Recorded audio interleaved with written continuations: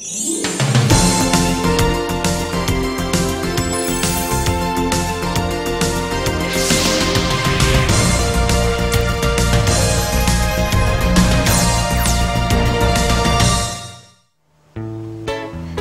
아이가 또는 가족 중 누군가가 폭행이나 상해를 당한다면 정말 속상할 것 같은데요. 하지만 폭행이나 상해를 당한 뒤에 수사 단계나 합의 단계에서 더 어려움을 겪게 되는 경우도 종종 있다고 합니다. 생활법령 탐구 생활, 오늘 이 시간에는 폭행 및 상해를 당했을 때 혹은 가했을 때 어떻게 대처하고 또 어떻게 해결해야 하는지 관련된 법령 자세하게 전해드리겠습니다.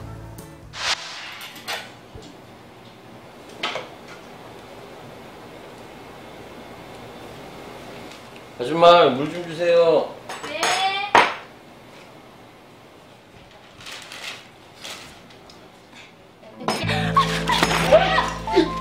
에이, 정말. 어떡해. 다 젖었네. 죄송합니다. 어떡해, 다 젖었네. 아이, 뭐 하는 거예요? 더러운 걸로. 재수가 없으려니까. 한풍이 눈치 왜 이렇게 안 좋아? 아이. 뭐라고요? 지금 뭐라고 하셨어요? 재수가 없다뇨. 제가 이런 일 한다고 사람 우습게 보나 본데 말씀 그렇게 하시는 거 아니죠? 보아하니 아저씨도 그닥 재수 있어 보이진 않거든요? 뭐라고요? 이 아줌마가 실수는 자기가 다 해놓고 지금. 이게 얼마짜리인지는 알고 그런 소리 하는 거예요, 지금? 얼마짜린데요? 세탁비 드리면 될 거 아니에요?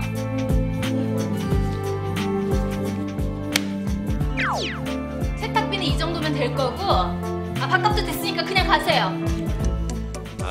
진짜 이 아줌마가 보자 하니까 누가 세탁비나 뜯으러 온 사람인 줄 아나? 장사 이딴 식으로 하지 마요. 에? 지금 뭐 하시는 거예요? 진짜 이 아줌마가 정말. 그냥 미안하다고 정중하게 몇 번 말하면 될 거 같고 뭔 말이 그렇게 많어? 아저씨! 지금 저 밀친 거예요? 저랑 같이 경찰서 가요! 폭행죄로 신고할 테니까! 폭행죄? 이제 폭행죄까지 뒤집어 씌우겠다. 왜? 세탁비 뜯으려고 그랬다고 사기죄까지 추가하지. 아줌마, 내가 아줌마를 때리기를 했어. 아줌마한테 욕을 했어. 툭툭 건들면서 밀쳤잖아요. 그것도 폭행에 해당하는 거 몰라요? 경찰서 가자고요. 아유.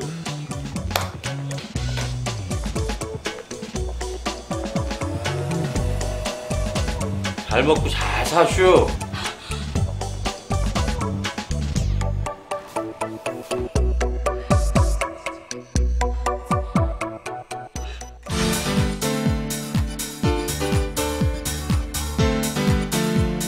네, 밀쳤다는 이유로 폭행죄로 신고하겠다고 하는 식당 주인. 정말 밀치기만 한 것도 폭행죄에 해당하는 걸까요? 폭행에 해당하는 행위는 어디까지일까요? 폭행이란 신체에 대한 일체의 불법적인 유행력의 행사를 말하며 그 성질이 반드시 상해의 결과를 초래할 필요는 없습니다.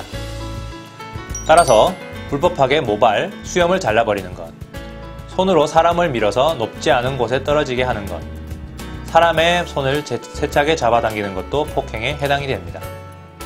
또한 구타 등 직접행위로 물리적인 힘의 행사에 한하지 않고 널리 병자의 머리맡에서 소란을 피우는 행위, 마취약을 맞게 하거나 또는 체면수리에 걸리게 하는 행위, 또는 담배 연기를 상대방에게 뿜거나 강제로 키스하는 행위도 폭행에 해당합니다. 형법에 따른 폭행죄의 처벌에 대해 알아보겠습니다. 사람의 신체에 대해 폭행을 가한 단순 폭행죄의 경우에는 2년 이하의 징역, 500만 원 이하의 벌금, 구류 또는 과료에 처해집니다. 다만 폭행죄는 피해자의 명시적인 의사에 반해 공소를 제기할 수 없는 반의사 불벌죄에 해당합니다. 여기서 반의사 불벌죄란 피해자가 처벌을 희망하지 않는다면 처벌을 할 수 없는 죄를 말합니다. 예컨대 단순 폭행죄, 과실상해죄, 단순협박죄, 명예훼손죄와 같은 경우에는 피해자가 처벌을 희망하지 않는다는 의사표시를 하거나 처벌을 희망하는 의사표시를 철회한 때에는 공소를 제기할 수 없습니다. 자기 또는 배우자의 직계 존속에 대해 폭행죄를 범한 존속폭행죄의 경우에는 5년 이하의 징역 또는 700만 원 이하의 벌금에 처해집니다. 다만 존속폭행죄는 피해자의 명시적인 의사에 반해 공소를 제기할 수 없는 반의사 불벌죄에 해당합니다.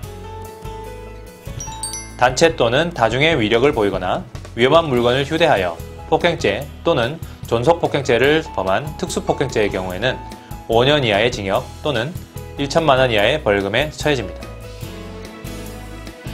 폭행죄, 존속폭행죄 또는 특수폭행죄를 범하여 사람을 다치게 하거나 사망하게 한 경우의 처벌에 대해 말씀드리겠습니다. 사람의 신체를 상해한 경우에는 7년 이하의 징역, 10년 이하의 자격정지 또는 1천만 원 이하의 벌금에 처해집니다. 자기 또는 배우자의 직계존속의 신체를 상해한 경우에는 10년 이하의 징역 또는 1,500만 원 이하의 벌금에 처해집니다. 사람의 신체를 상해하여 생명에 대한 위험을 발생하게 한 경우에는 1년 이상 10년 이하의 징역에 처해집니다. 신체의 상해로 불구 또는 불치나 난치의 질병에 이르게 한 경우에는 1년 이상 10년 이하의 징역에 처해집니다. 자기 또는 배우자의 직계존속의 신체를 상해하여 생명에 대한 위험을 발생하게 하거나 신체의 상해로 불구 또는 불치나 난치의 질병에 이르게 한 경우에는 2년 이상의 유기징역에 처해집니다. 사람의 신체를 상해하여 사망에 이르게 한 경우에는 3년 이상의 유기징역에 처해집니다. 자기 또는 배우자의 직계존속의 신체를 상해하여 사망에 이르게 한 경우에는 무기 또는 5년 이상의 징역에 처해집니다. 상습적으로 폭행죄를 범한 상습폭행죄의 경우에는 1년 이상의 유기징역에 처해집니다. 상습적으로 존속폭행죄를 범한 상습존속폭행죄의 경우에는 2년 이상의 유기징역에 처해집니다. 상습적으로 단체나 다중의 위력으로서 또는 단체나 집단을 가장하여 위력을 보이거나 흉기, 그 밖의 위험한 물건을 휴대하여 폭행죄를 범한 경우에는 2년 이상의 유기징역에 처해집니다. 상습적으로 단체나 다중의 위력으로서 또는 단체나 집단을 가장하여 위력을 보이거나 흉기, 그 밖의 위험한 물건을 휴대하여 존속폭행죄를 행한 경우에는 3년 이상의 유기징역에 처해집니다. 폭행행위란 반드시 상해의 결과를 초래하는 것을 뜻하지는 않으며 손으로 사람을 미는 행위, 사람의 손을 세차게 잡아당기는 것 등 이러한 경우에도 폭행행위에 해당합니다. 그러므로 본 사례의 경우 여자를 세게 민 것도 폭행행위에 해당한다고 볼 수 있겠습니다. 폭행이란 신체에 대한 일체의 불법적인 유형력의 행사를 말하며 그 성질이 반드시 상해의 결과를 초래할 필요는 없습니다. 형법에는 폭행을 단순폭행, 존속폭행 및 특수폭행으로 규정하고 있습니다.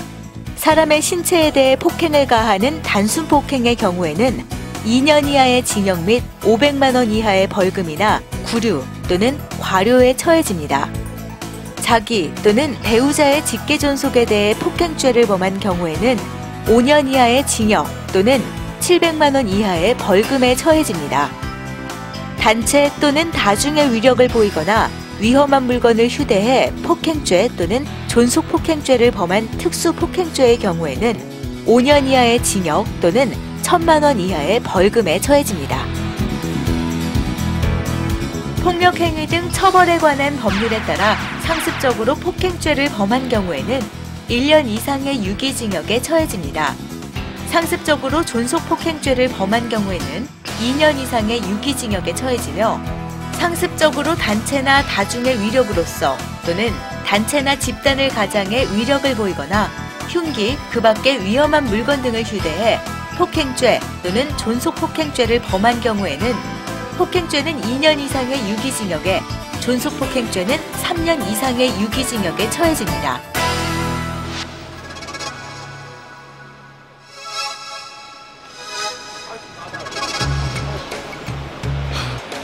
일단 들어가서 얘기하자고요. 그럼 아니 합의를 안 본다는 것도 아니고 합의금 좀 깎아달라는 건데 제 동생 못 보셨어요? 전치 6주 진단 받고 지금 병원에 입원 중이잖아요. 가만히 있는데 술 먹고선 때려놓고 뭐? 얼마의 합의를 봐요? 300이요? 병원비도 안 나오는 돈이에요. 물론 제 동생이 잘못한 건 알아요. 근데 그 술 먹고 본인도 모르고 하는 행동이고 합의금 많이 드릴 형편이 안 되니까 그런 거잖아요. 그건 그쪽 사정이고요. 일단 들어가서 얘기를 하자고요. 도대체 합의금을 얼마를 원하시는 건데요? 치료비는 물론이고요. 제 동생이 병원에 입원해 있는 기간 동안 일 못한 부분까지 보상해줘야 되는 거 아니에요? 막말로.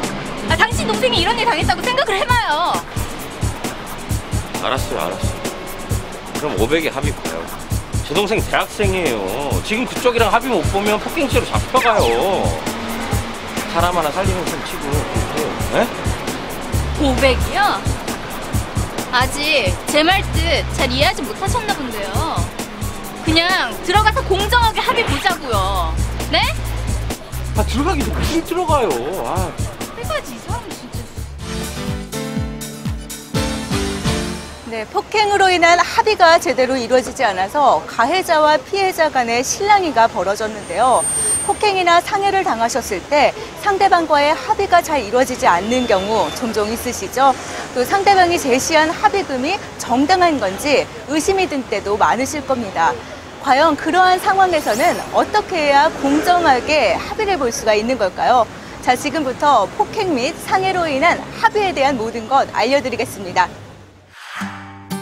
폭행, 상해와 같은 형사사건에서 다른 사람에게 피해를 입힌 경우에는 그 피해를 배상해야 하는데 대부분의 경우 검사나 판사는 형사사건 처리 과정에서 피의자나 피고인에게 합의를 권유하고 있습니다.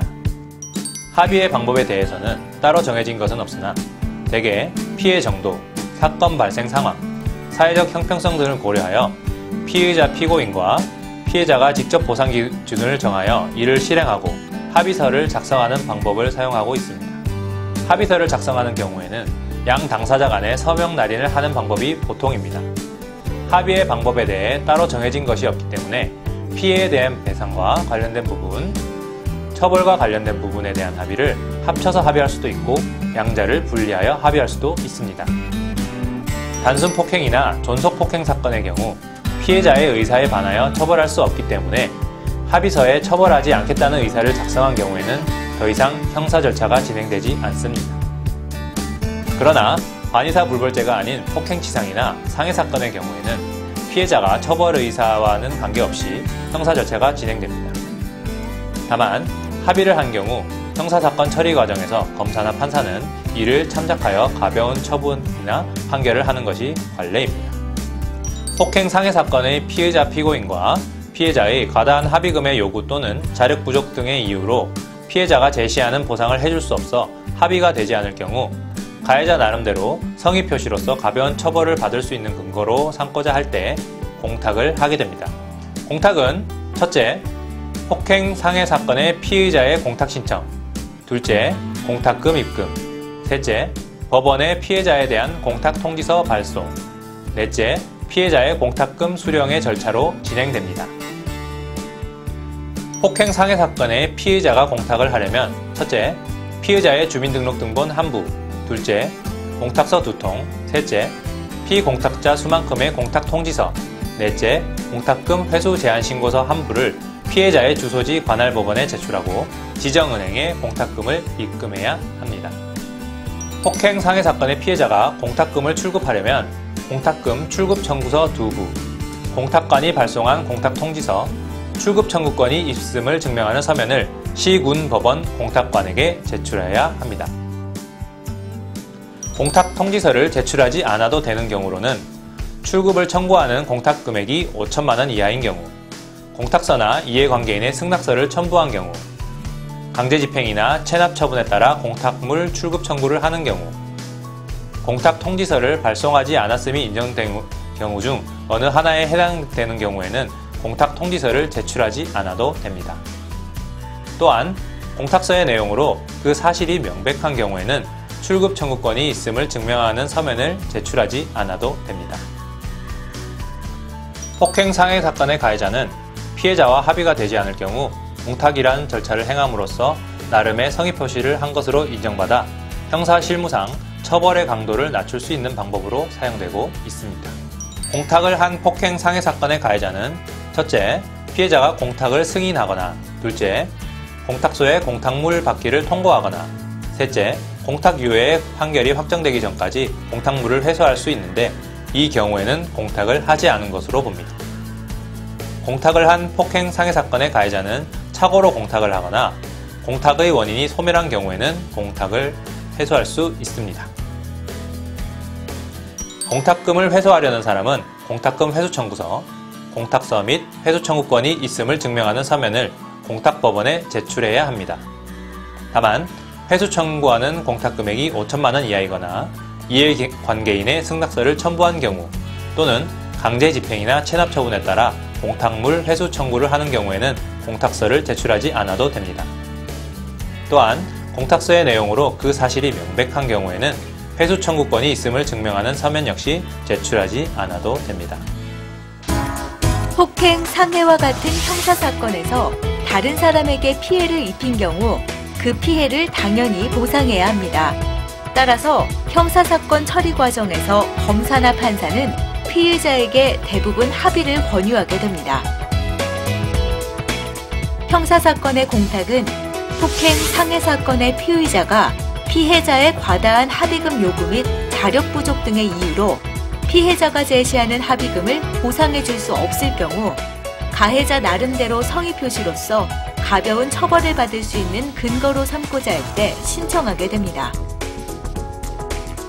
공탁은 폭행, 상해 사건의 피의자가 공탁 신청, 공탁금 입금, 법원의 피해자에 대한 공탁 통지서 발송, 피해자의 공탁금 수령의 절차로 진행됩니다. 폭행, 상해 사건의 피의자가 공탁을 하기 위해서는 피해자의 주소지 관할 법원에 피해자의 주민등록등본 한 부와 공탁서 2통, 피공탁자 수만큼의 공탁통지서와 공탁금 회수 제한 신고서 한 부를 제출한 뒤 지정은행에 공탁금을 입금해야 합니다. 폭행, 상해 사건의 피해자가 공탁금을 출급하기 위해서는 시, 군, 법원의 공탁관에게 공탁 출급 청구서 2부와 공탁관이 발송한 공탁 통지서 및 출급 청구권이 있음을 증명하는 서면을 제출해야 합니다. 공탁을 한 폭행, 상해 사건의 가해자는 피해자가 공탁을 승인하거나 공탁소에 공탁물 받기를 통보하거나 공탁 유효의 판결이 확정되기 전까지 공탁물을 회수할 수 있습니다. 이 경우에는 공탁을 하지 않은 것으로 봅니다. 또한 사고로 공탁을 하거나 공탁의 원인이 소멸한 경우에도 공탁금을 회수할 수 있습니다. 공탁금을 회수하려는 사람은 공탁법원에 공탁금 회수 청구서와 공탁서, 회수 청구권이 있음을 증명하는 서면을 제출해야 합니다. 네, 폭행 및 상해에 관한 법령 알아봤는데요. 이 밖에도 궁금한 점들 많으시죠? 여러분들은 폭행과 상해와 관련해 어떠한 부분들이 궁금하신가요? 제 동생이 얼마 전에 폭행상해죄로 검찰 수사를 받았거든요. 근데 제가 알기로는 피해자한테는 묵비권인가 뭔가가 있다고 들었어요. 근데 제 동생이 말하기는 검사가 수사를 할 때 전혀 그런 거에 대해서 알려주지 않았다고 했거든요. 그렇다면 제 동생이 이러한 사실로 무죄를 주장할 수 있을까요? 며칠 전 술집에서 친구가 시비가 붙어 싸우게 되었거든요. 일방적으로 맞아서 전치 3주의 상해를 입었는데 가해자와 합의해서 치료비 및 위자료를 받았어요. 제 친구의 잘못도 없지 않아 있어서 제 친구가 가해자의 처벌을 받는 걸 원치 않고 있는데 이럴 경우에 처벌을 원치 않으면은 가해자는 처벌을 받지 않나요? 형사소송법에 따라 보장되는 피해자의 진술 거부권은 대한민국 헌법에 따라 보장되는 형사상 자기에게 불리한 진술을 강요당하지 않는다는 기본권에 터잡은 것이므로 수사기관이 피해자를 신문하는 경우 피해자에게 미리 진술 거부권을 고지하지 않은 데에는 그 피해자의 진술은 위법하게 수집된 증거로서 진술의 임의성이 인정되는 경우라도 증거 능력이 부인되어 유죄의 증거로 인정될 수 없다는 것이 우리 대법원의 판례입니다. 즉, 진술 거부권을 고지하지 않고 작성한 수사기관의 피해자 신문조서가 유죄의 증거로 인정되지 않을 뿐이며 이것만으로 곧바로 무죄가 되는 것은 아닙니다. 단순 폭행죄와 존속 폭행죄의 경우에는 피해자가 처벌을 원하지 않으면 가해자가 처벌되지 않지만 그 외에 폭행죄, 상해죄의 경우 피해자의 처벌 의사와 관계없이 가해자는 처벌됩니다.